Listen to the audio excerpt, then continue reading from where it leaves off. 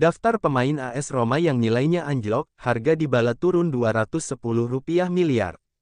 Transfer tak selalu soal kenaikan harga. Buktinya, AS Roma justru mengalami penurunan tajam dalam nilai skuad mereka sepanjang musim lalu. Mengacu pada data terbaru yang dilansir dari Tuttomercato Web, total valuasi skuad Giallorossi per Juni tahun 2025 hanya mencapai €304 juta atau sekitar Rp5,38 triliun, merosot dari €340,4 juta €6,02 triliun pada periode yang sama tahun lalu. Penurunan drastis sebesar €36,4 juta, sekitar Rp644 miliar ini tak lepas dari performa inkonsisten, pergantian pelatih, dan anjloknya nilai sejumlah pemain kunci. Tapi ada beberapa pemain berhasil mencuri perhatian dan menaikkan nilai pasarnya. Mile Sevilar, kiper utama Roma musim ini, mengalami lonjakan dari €9 juta menjadi €17 juta, €301 miliar berkat performa apiknya yang bahkan menarik minat Chelsea. Di lini belakang, Angelino tampil luar biasa. Bek kiri pinjaman itu naik dari €8 juta menjadi €15 juta, €265 miliar. Sementara Ndika mampu mempertahankan nilai pasarnya di kisaran €25 juta. Yang paling mengejutkan adalah Riccardo Pisili.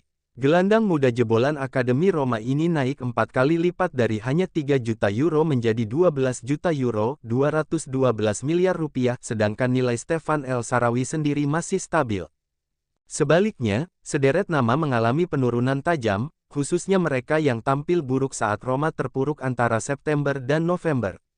Berikut daftar pemain AS Roma yang nilainya anjlok. Bryan Cristante, dari €20 juta ke €7 juta, turun €229 miliar. Leandro Paredes, dari €8 juta ke €5 juta.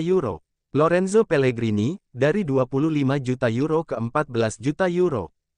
Paulo Dybala, dari €20 juta ke hanya €8 juta, setara €141 miliar, penurunan drastis sebesar €12 juta, €210 miliar. Nama-nama seperti Tommaso Baldanzi dan Zeki Celik juga kehilangan sekitar €1 juta dari nilai pasar mereka. Untungnya, Roma sempat mengamankan sejumlah nama baru yang nilainya membantu meredam kerugian. Di antaranya Manu Kone €35 juta, Artem Dovbyk €30 juta, dan Matthias Soule €22 juta.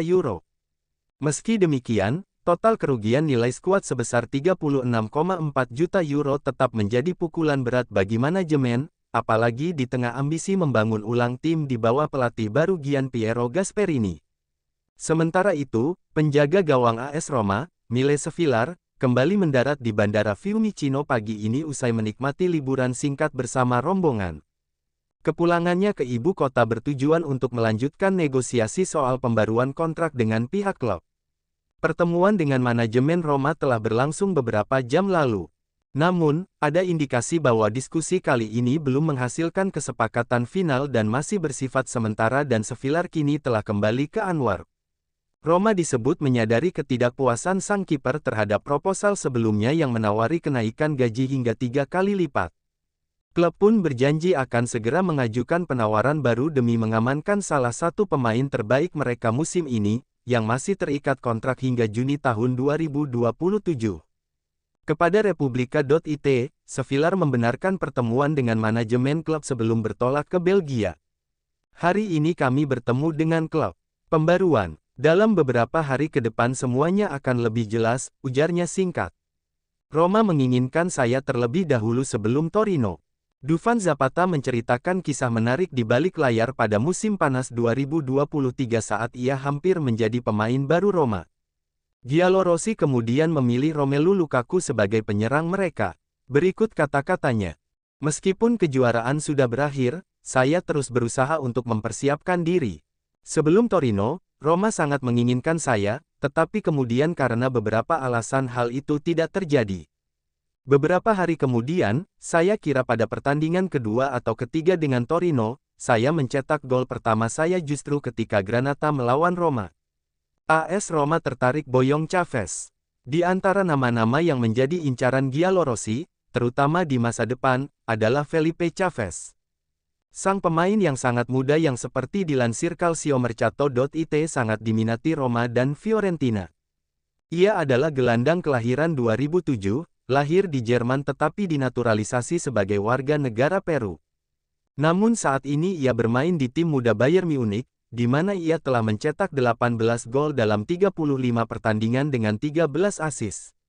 Dan ini adalah peluang yang bagus karena ia akan pergi dengan status bebas transfer, ia dapat bermain sebagai gelandang serang tetapi juga bertindak lebih maju atau sebagai pemain sayap.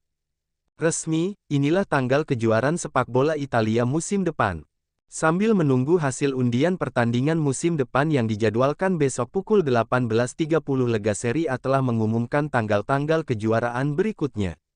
Hal yang termasuk jeda untuk tim nasional dan putaran Coppa Italia. Berikut ini adalah jadwalnya. Tanggal Lega Serie A. Kejuaraan ini akan dimulai pada tanggal 23 Agustus dan berakhir pada tanggal 24 Mei tahun 2026. Putaran tengah minggu akan diadakan pada hari Rabu, tanggal 29 Oktober dan Selasa, tanggal 6 Januari tahun 2026. Waktu jeda untuk tim nasional akan diadakan pada tanggal-tanggal berikut, tanggal 7 September, tanggal 12 Oktober, tanggal 16 November dan tanggal 29 Maret tahun 2026. Putaran Piala Italia. Untuk edisi Coppa Italia, babak penyisihan akan berlangsung pada tanggal 10 Agustus, babak ke-32 pada tanggal 17 Agustus dan babak ke-16 pada tanggal 24 September. Tanggal 3 Desember dan tanggal 17 Desember akan menjadi leg pertama dan kedua dari babak 8 besar. Serta kemudian perempat final akan berlanjut, leg pertama pada tanggal 4 Februari dan leg kedua pada tanggal 11 Februari. Dua babak semifinal akan dimainkan pada tanggal 4 Maret dan tanggal 22 April sedangkan final akan diadakan pada tanggal 13 Mei tahun 2026. Kone main penuh 90 menit saat Prancis hadapi Spanyol. Gelandang AS Roma, Kone, tampil sebagai starter dan bermain penuh selama 90 menit di laga semifinal UEFA Nations League antara Prancis vs Spanyol yang berlangsung di Stuttgart. Spanyol menang dengan skor 5-4. Mereka sempat unggul 5-1 lewat gol Nico Williams, Merino, Yamal 2, dan Pedri. Prancis sempat mengejar lewat gol Cherki, bunuh diri dari Vivian, dan satu dari Kolo Muani. Meski kalah, Kone tampil solid sepanjang pertandingan. Bukti kalau mental dan kualitas pemain Roma tetap bersinar di level internasional. Forza Kone, Forza Roma. Roma menuju kebangkitan. Duo Ranieri Gasperini, stadion baru, dan janji masa depan emas. Ketika banyak klub sibuk bicara soal proyek jangka panjang, atau pembinaan pemain muda, Roma memilih jalannya sendiri, jalan yang penuh keberanian dan keyakinan. Masuk Ranieri dan Gasperini, dua nama besar, dua pelatih dengan pengalaman, karakter, dan visi luar biasa. Bukan soal umur, ini soal otak, leadership, dan hati yang tahu bagaimana membentuk tim juara. Ranieri datang bukan sekadar pelatih. Ia jadi penuntun, mentor, dan ikon.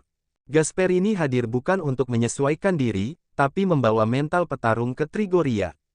Proyek stadion terus berjalan. Tak sekadar beton dan besi, ini adalah simbol masa depan Roma. Semuanya sedang dipersiapkan untuk ulang tahun ke-100 klub, dan momen itu tidak akan dilewati dengan biasa-biasa saja. Dan ya, kabar baik lainnya, harta karun, sedang dalam perjalanan. Rekrutan besar, kejutan di bursa transfer, semua sedang dirancang oleh keluarga Friedkin yang kini benar-benar serius menulis babak baru sejarah Roma.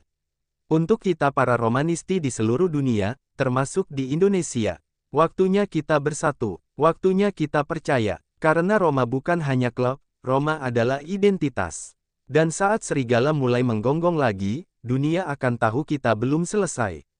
Daje Roma, selamat datang era baru.